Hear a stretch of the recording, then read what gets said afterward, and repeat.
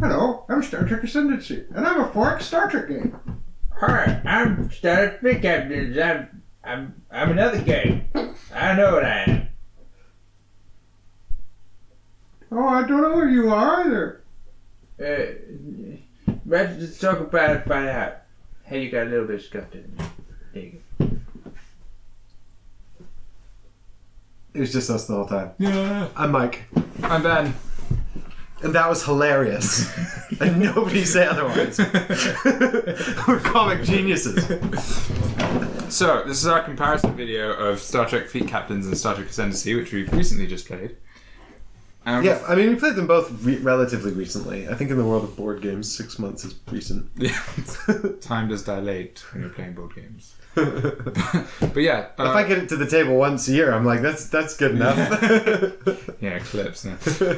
Well, we thought it would be a good idea to compare these games, because I've seen quite a few posts, like, what's the best Star Trek game and stuff. And these come up a lot in comparative things. Mm-hmm. So we thought, let's do a little video. So, well, these are like the proper... I mean, what other Star Trek board games can you think of? There's a few. There's like there's Attack Wing. There's Expeditions, which I didn't think, which is based on the sort of remake series of Star Trek, I think. What, the new one? Yeah, there's a Star Trek RPG that's I think just came out. Oh, that's right, that did just come out. And but these are like the board games, you know, like kind of thing, and these are the big ones. So. Well, let's just tell you a bit about them briefly. Star Trek Fleet Captains, it's an exploration game with miniatures. It's a kind of tile turning over game where you have secret and public objectives where you score points and you win after a predefined amount of points that you need to get. Well, Star Trek Ascendancy, if you missed our video yesterday, is a straight up sort of 4X game. You have a civilization that you're building and gathering resources to fund more exploration or the construction of war machines in the form of ships, or research into stuff. You can win by exterminating your opponents, or you can win by sort of achieving a certain level of ascendancy, which is gained through the accumulation of resources. Yeah. Yeah. So it's a pretty standard 4X game. Yeah, not points based, but yeah.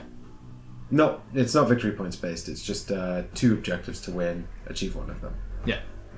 Yeah. So that's a lot easier to describe because we were having a hard time working out what kind of game this is. Fleet Captains, they're very different mechanically. I mean, they're not at all similar mechanically. They've only both got the Star Trek theme.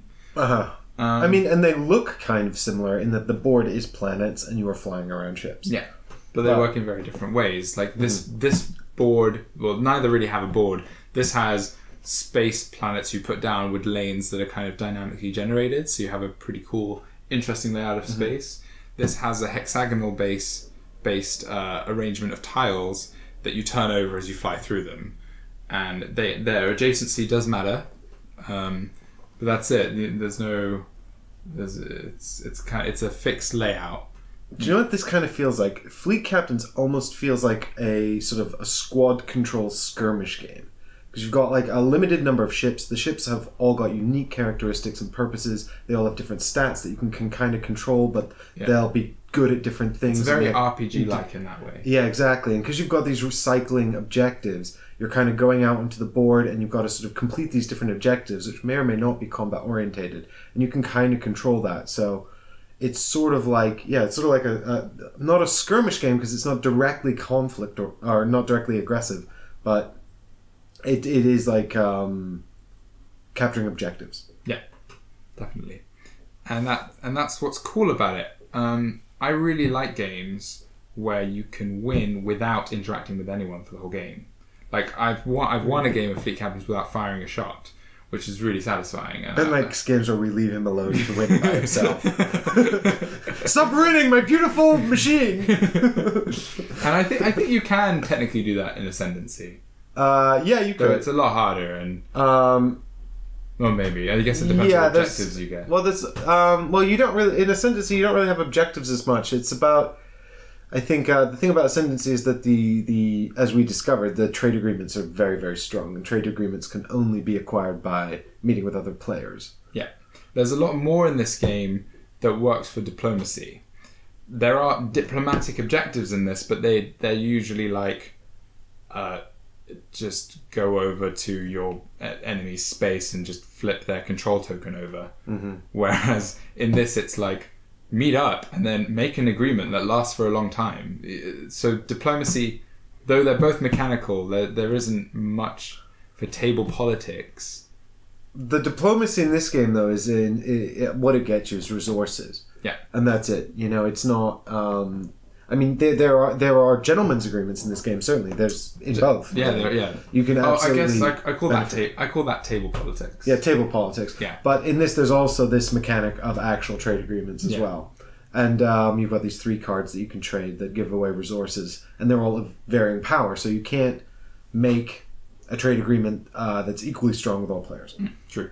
Whereas in Fleet Captains, there's no mechanic for that. It's all table talk. Yeah. And gentlemen's agreements. Or objectives that are diplomatic themed. So let's talk about the exploration. The exploration, they both have exploration mechanics.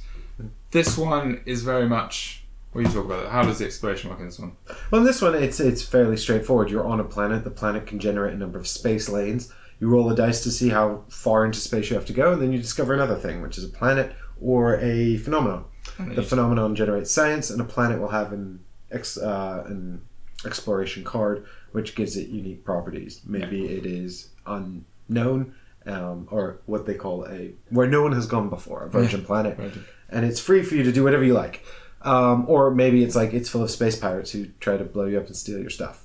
Then you won't know until you flip a card. Or maybe it's full of queues. You just send your ships to some other part of the board.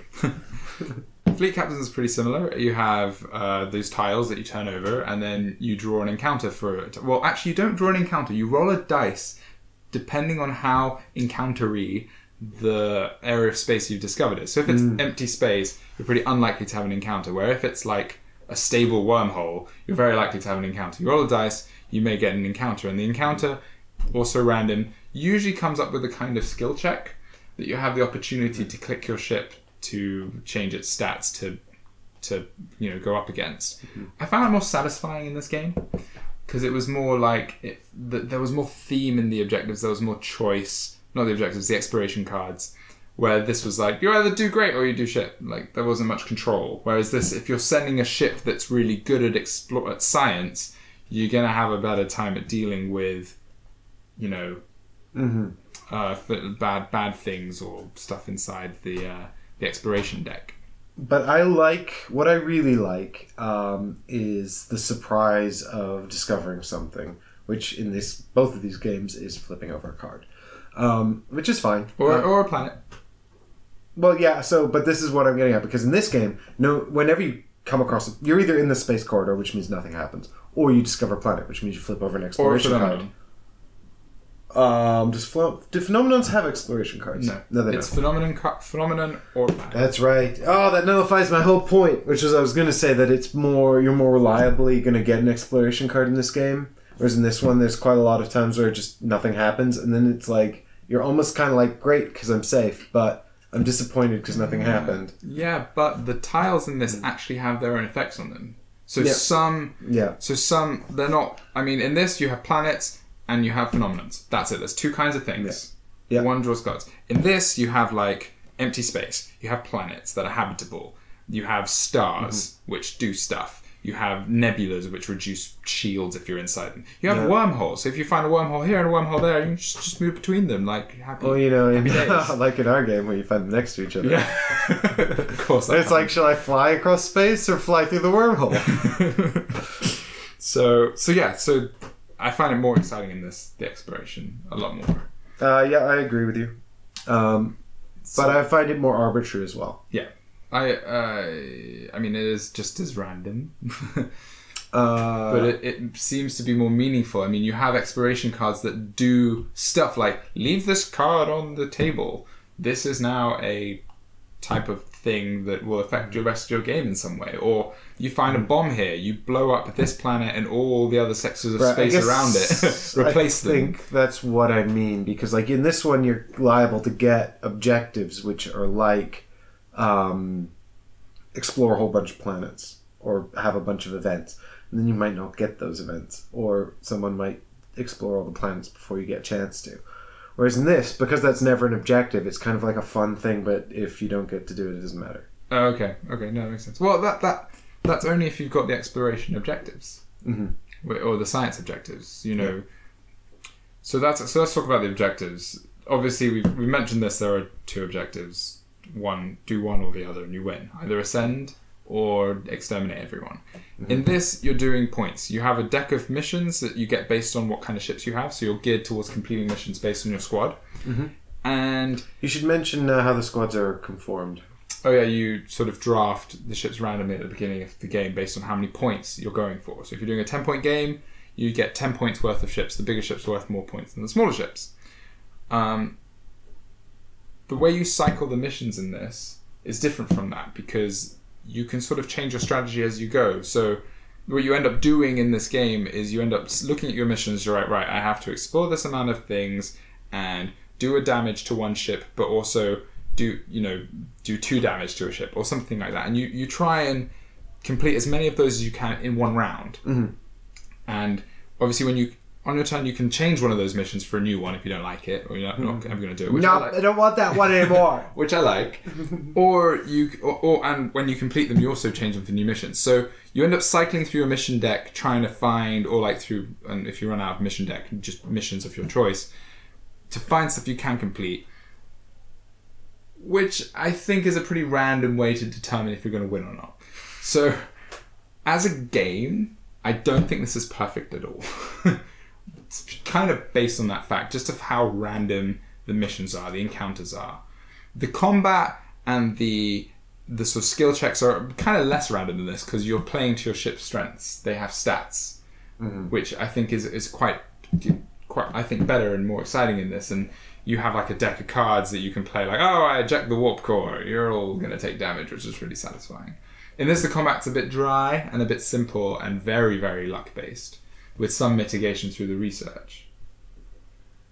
But it's a better game. This one? It's a better game. It's not a better Star Trek experience, in my opinion. Yeah, so I would venture that this one is all about both of these games are really all about the kind of experience you want to have, because I mean that's the only way to assess Fleet Captains. As a game, Fleet Captains is, for a start, it says on the box 2 or 4 players, and that's because there's only 2 fleets in the box, and so you can only play with 2 people. You could play with 4, but it'd be shit. It won't be as good. It might not be shit. Well, yeah, but most of your turn is going to be negotiating with the person you're playing with over what's going to happen, and then probably neither of you are going to get your way because you have to come up with No, you get your own set of ships and you're just teamed. You don't share ships. No. But, in what sense do you not share ships? Because even if you and I both have our own sets of ships, then it's just going to come down to us either reaching a compromise or arguing. Yeah. Well, no, you have your own squad and I have my own squad, and we win together and lose together. Yeah, exactly. But we're going to be like... But do we... how much do we pool? I don't think much. We have our own... You have your own separate player board, your own separate action tokens. It just takes a long time because you're playing with 4 people. That's the real issue with the 4-player mode. This is 3-player only. We're on the player subject. This is 3-player. This is 3-player only, really. Yeah. You can, however, get this thing, which is one of the best expansions I've ever bought for a game ever. Because Star Trek was so... This was one of the few games I like. The first game I got into and played a lot and always wanted to play. And it sucks I can only play with 2 players, really. And as soon as I got this, I was like, whoa, this doesn't just add a new stuff. I can play with a third person, and it completely changes the dynamic. We played it with 3 on the channel. This would be a game where I think watching us play it on the channel would be hugely beneficial to sort of understanding what kind of experience you're going to have, if that's what you're interested in learning about. Because, well, and just to sort of wrap up my thought from before, because this one is enormously random. Yeah. And so it really is like outside. I mean, you've got a lot of interesting decisions to make, but ultimately they may not pan out the way you want. Things are going to be outside of your control. You might get enormously lucky. It might average out. It might not. And you can inject sort of more or less luck as well, depending on how you, for example, how you decide to choose your fleets at the start of the game, stuff like that. But this is a lot more like sort of tighter less random mechanics. It's I mean, the combat is very luck based, which is what it is. Do you like Risk?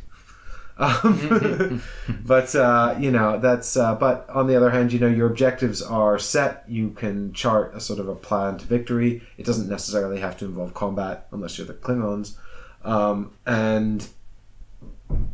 so you can sort of mitigate that. In this, you can't really mitigate it. No. You just kind of got to sort of try and play to your strengths and hope things work out. And it kind of ends. I mean, this ends in a big crescendo of stuff blowing up. Yeah, typically you've established space, you've explored everything. Probably there's a war going on, and someone clutches victory. Yeah. In this, you're kind of all doing your own thing. You are you may be fighting each other because there are objectives to blow each other up. Certainly, if you're the Klingons, you're probably fighting someone or everyone. And this is really aggressive. But something I found when I've played it, and I have won this more than lost it, is that it's kind of been my turn. I was playing really efficiently, and I just sort of won in that round. On the channel? I don't think I did win. But you sort of play all your cards, and you sort of do all your objectives, and you've won 3 objectives in a turn. You're like, people are still planning their turns, and you're like, I've won, guys. I feel really bad because they don't see it coming, and they're kind of halted, and they were like, I was going to do this and that, and it just sort of ends. Yeah. Which is a shame, because for a Star Trek experience, I think this is the game you want. This captures the experience of the series the most accurately. For sure, I think. I mean, I think the one thing that's a little weird about Fleet Captains that doesn't gel quite with the series is that in the series you're a starship captain, or it is about starship captain, and in this you've got a fleet. Well, but you imagine them like the multiple series happening at the same time. Yeah, but I mean, they're all having their own little adventure. There is another Star Trek game that came out recently, Frontiers. Oh yeah, Frontiers, which is Mage Knight but with Star Trek. Yeah, we haven't played that yet, and I don't know. I'm too much of a Mage Knight fan to succumb to. We both have Mage Knight. We're both into Mage Knight, so neither of us have picked up Frontiers. But if you want to send us a copy, we'll play it on the channel. We'll send it back after. Will we? Oh yeah, we do that. We could do that. I mean, we haven't done it yet. I don't even know where you'd send it. We can meet up in a shady back alley in London somewhere. But so with the so that's but Fleet Captains, it does. I mean, with that one little, and that's not an observation that actually I noticed during the course of the game. The thing about being in charge of a fleet, and it is called Fleet Captains, so it's amazing. I missed that, but it is. I mean, it's when you've got your little clicky base and you can divert power from the shields or to the guns or whatever around your ship, and that feels very Star Trek. There's all these little touches. Yellow alert, red alert. Yeah, this is about the ships. This is about the entire faction. Yeah, this is about the civilization. This is going on over hundreds of years. This is like a lot. This is like every turn is like an episode. The 5-year journey. Yeah, this is more of like an episode or two happening at a turn, where this is like I said, loads. Isn't that another Star Trek game, the 5-year journey? I don't know. The 5-year mission. I'm pretty sure that's one. What about components? Because as much as I like it, the components in this do suck. So the Star Trek Fleet Captain's components are both simultaneously brilliant and terrible. Because they're great, because what you've got is you've got the HeroClix bases, which you'll know from something like Mage Knight or HeroClix, with the ships on top. And the ship models are all unique to the actual ship model. Yeah. Well, I'm not sure if I'd go so far as to say they're great, but they're unique and the sculpts are good enough. Okay. I have very low standard for miniatures, so it's kind of. Yeah, I mean, me too. Really, I'm not like a stickler for miniatures, you know. But at the same time, like if you're into miniatures, you know, then these are probably going to disappoint you. Having said that, you know, and then you've got these clicky bases that track the stats, and that's simultaneously again great and terrible because it's like. It's great that you can click the base and sort of divert power to the engines or the guns or whatever, or the sensors or the shields. But simultaneously, that's the only way you have of tracking it. So then it's like you've got it on your. You got a card with all the power ratings. Yeah, but the card doesn't have a little tracker on it. Put a little paperclip on. People do. Yeah, so you have to homebrew your own tracker. That, yeah. Because if you don't, then you're going to be picking up the ships to check every time. What setting is it on again? Yeah, that does suck a bit. That's so. I think that whereas in this, I mean, the miniatures are totally adequate, but they are kind of irrelevant. Yeah, they're all the same. They're just resources, and all the tracking is on your player board with like 2 sliders. Yeah, again, everything's very simplified in this. Like, your entire civilization has 2 sliders, whereas in this, each of your ships has a slider, and it's got like a million options. And then you can have like crew that go down and upgrades and all this stuff. And this is a lot. It doesn't matter; they'll all disappear in a wormhole. Well, that's the thing. They'll be abducted by aliens. This is very clunky, and it has a lot of bits that go on to ships, but a lot of the time I barely use crew cards half the time. Like, they barely make that much of a difference. Well, Star Trek Fleet Captains is kind of like a game that offers you up a huge sort of diverse meal, and it's like, here's like a million different things to eat. Just have whatever you want. Yeah, and you only eat like 5 or 6. Yeah, you're like, you can't possibly eat it all. Yeah, you are not in one playthrough at least. And elegant is absolutely not a term I would use to describe it. But having said that, it's sort of enormous fun. You know, if it's the kind of game where you like to sort of laugh at the misfortune of your friends, and also or yourself, you don't mind them laughing at your own misfortune. You know, it's a riot. Yeah. It's good. But like we were saying about components, like, so you miss out, the cards are a bit shitty. And the cards are really thin in this. Yeah, the board tiles in that are... Not only are they... I mean, the board tiles in that suffer from the same thing I think a lot of the components suffer from, which is that they all kind of do just what they need to do as... You know, the bare minimum of what they need to do. And it's kind of like, especially with the tiles, like one of the other things about them is they're very small. You have to put a lot of stuff on them sometimes. And that's really annoying. But if they're bigger, I mean, this thing already eats up table space. It's almost impossible to get on the table. We had a really hard time. Like, if you look at that series, that was one of the series before we started with the tighter camera shot. We couldn't use the shot we use now for the series for this game because Paul had to sit on the end here. So the camera had to be like way back there with the wide shot we used to use. Because it does just eat up table space. And if you made those tiles bigger so that you could accommodate more ships on them and, you know, comfortably, then, you know, you'd just not be able to fit it in your house. This isn't much better, though. This is not much better for table space. It's still pretty big. But the cool thing is, with both of them, you can totally manage the size. You don't have to play... It's not a fixed size. You can play this on a smaller table with less... just closer together planets. You can play this with less hexes. It's totally doable. It's all in the rules. It's not a homebrew. It's sort of just how tight or how far away you want to be. I mean, it's totally... Although with this one, I'm more inclined for a bigger map because it's more fun to turn over tiles. In this one, turning over tiles and exploring space is like a huge part of the game. Yeah. In this, it is half of the game, right? Yeah. And then once you've explored space, then I mean that's the whole premise of the 4X, isn't it? Explore, expand, exploit, and then exterminate. So, you know, once the explore happens, you're like, oh, I'm into the later phase of the game now in this. Whereas once the exploring is kind of resolved in this, you're kind of like, oh. Well, exploring, I barely played a game where it's finished with all the tiles turned over. I'm pretty sure we got all of them on the channel. Really? But I'm pretty sure we had a smaller map as well. Yeah, okay. Because this table. and a show to film. Well, most of the times I've played this, a lot of space has been left unexplored. And a lot of people, when they're like, I'm not winning, let's just go explore stuff. They can still have a good time. Yeah. There's still stuff to do, which I like about it. And then Q shows up and is like, I'm going to make everything better for you. And then they're like, something like, I've won. So yeah. Last thing is price tag. Actually, I think something important to assess here very quickly is which one has better Romulan cloaking mechanics.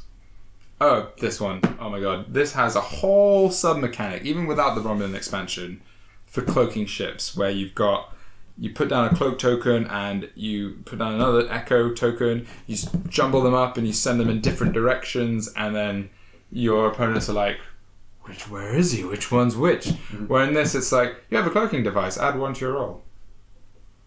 I do like a little hidden movement minigame. It's a lot of fun. Yeah, I mean, like, and again, that's sort of like... It's another mini meal in the vast amount of variety this game has to offer. Where this is just like, have +1. It's like, if you went through this without ever using that, you probably wouldn't even notice it. Yeah. But on the other hand, it's something that you can have. It's there if you want it. So this, again, this is quicker to learn. There's a lot less going on in this game. Yeah. There's a lot more going on in this You're probably going to have a much easier time with your first game of this than your first game of this. But to be honest, I found this... I think I just prefer this one. Well, you know what? I as a Star Trek, game, as a Star Trek fan, I like this one better too. Yeah. This is fine. But it's not Star Trek. Well, it's not really Star Trek. I mean, if we were going to play a Star Trek game, I would never go to this. Yeah. This is what I would get at if I wanted to play sort of like a 4X, territory, conflicty, risk in space type game, really. Yeah, that you can sort of play with a few players. You can play with your 3 players, and they don't know it, and you just want to teach a quick game that takes a while, but is really quick to teach, This, you can manage how long this takes by the amount of points. It's a lot more going on. It's harder to explain, but I feel like it does click quite simply. There's just a lot of little bits to remember. Like I said, it's. Well, speaking of clicking, the clicking was one of the hardest things I found to click with. Yeah, that was pretty. The amount of times ships I've glued like 2 of the Romulan ships twice already because of just when they just fall off, which sucks. But price tag. I think they're about the same RRP. I mean, I think this is out of print now. I was about to mention that. So here's the downside. The one we like best is out of print, and might be hard to come by. Or for a reasonable price. But yeah. I got this for an absolute bargain. Well, yes, that is your whole thing. That is my thing. I got both of them for an absolute bargain. I would say this is quite a unique game as well. I think... the thing about this one is because this is Gale Force 9 and they have quite a lot of high-profile games and stuff like that, you can often get this in a bundle with something else for quite a good deal. Yeah. If you want it new. Second hand, this shouldn't be hard to come by. Mm-hmm. This will be expensive. This will probably be quite expensive and hard to find. But if you want it, I say it's worth it. I mean, it's got deck building. Like, it's got a mini deck building sub mechanic at the beginning of the game. And that's right, where you get 6 decks and 10, you kind of choose 10 subdecks. So every time you play one faction, it's different every time, and you can pick 4 of those 10 decks, and those 4 sort of will dictate your style of how you play cards. You play cards with skill checks, you play cards as crew. You can have, Janeway piloting, being the captain of the... I don't know what's not the main series ships. I forgot the name. What's the really funny? There's a drink and it's really sweet. The Jaeger. Is there a Jaeger? There's a Jaeger. Jaeger. Just for spelled completely differently, but yeah. So Janeway can be the captain of the Jaeger. And if it's your thing, you can put William Riker in charge of the Enterprise. Or you can get a Klingon captain and put him in charge of the Enterprise. Yeah. I can't remember how I did that, but I did it. Well, that's the thing. Not the Enterprise, I put him in charge of something else. But you can put him in charge of the Enterprise. Yeah, if you had it. I didn't get it. Because there are there's so much weird shit happens in this game that I still haven't seen it all. Like, those cards really change. I mean, there's cards that are like Mirror Universe, swap your hand of cards with your opponent's hand of cards, and now you're like, okay, now I have Klingon cards. I play Klingon cards on my Federation ships because they're piloting them. Yeah, because that is the kind of thing that would happen in Star Trek. Every time you play it, I feel like something new happens, and I see something new, which is really cool. I mean, if you want to recreate the show, this is not the game for you. Yeah, no, it'll be different. It won't be. It's not going to be like you've got the Enterprise, Kirk's in charge, or Picard's in charge, and here's your new generation crew. It'll be Star Trek-ish. Yeah, the mishmash of what's going on. Yeah, it's like we'll mash everything Star Trek together to create a unique Star Trek experience that you and your friends are going to have at the table. Where this guy is more about. I feel like I've played this one. I have only played this once, so I'm not gonna decide whether I'm gonna chuck it or not yet. But I feel like I have seen everything this game can offer.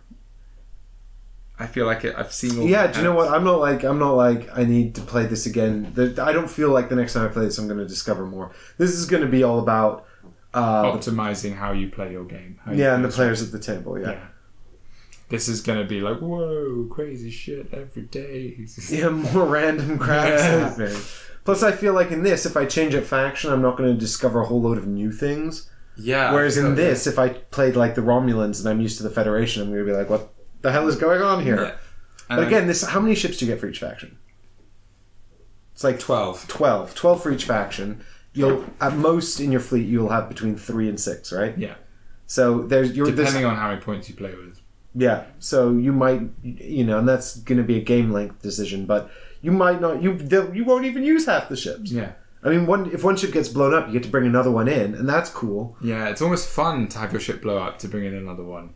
Mm-hmm. And I mean, for this, there's actually homebrew expansions, which sound lame, but they look really cool. Like, there's groups dedicated to making the Borg, and they've got Borg cubes taken from Attack Wing to, like, have as your ships, and I find that really cool. I just think that's awesome that there's, like, a good dedicated community for this game. Yeah, this is one game where I'm sad there's not more expansions, because it's the kind of game... There is one more. Yeah, well, there's the Dominion expansion, but one thing I would love for this game is just like more space shit. Yeah. The expansion, Yeah. But you do get more space shit in the. You get like more of everything in this. It's not just a new faction. It's a new faction, new encounters, new hexes, 10 encounter cards, 10 hex tiles. So you get more of everything that applies to it. You can get new variations of ships for this game, for the base game. Oh, do you? Yeah, you get one for each faction. You get espionage style missions. Oh yeah, that's right, because it introduces espionage. Yeah, brand new mission types. So yeah. Yeah, it's a shame it went out of print. Well, it might come back. You don't know. WizKids. Hey, WizKids, I'm going to tweet at you. I don't tweet much, so you better value this one. Anyway. I think that's all I have to say about this. Yeah, we actually went on a lot longer than we intended. So, fleet captains or ascendancy? It's up to you. I think it's going to depend a lot on your game group and what kind of experience you want to have. Yeah. But again, this is going to fill... If this is going to fill a 4X hole in your collection, then there's probably a lot more reason to get it. Yeah. Whereas if you've already got a bunch of 4X games you really love, this offers something a bit different and unique that you might not find somewhere else. Definitely. Anyway, thanks for watching. Oh, that's what did they say? Live long and prosper. Set engines to warp 6. I think it goes up to 5. Make it so. Okay. Pew! We know Star Trek.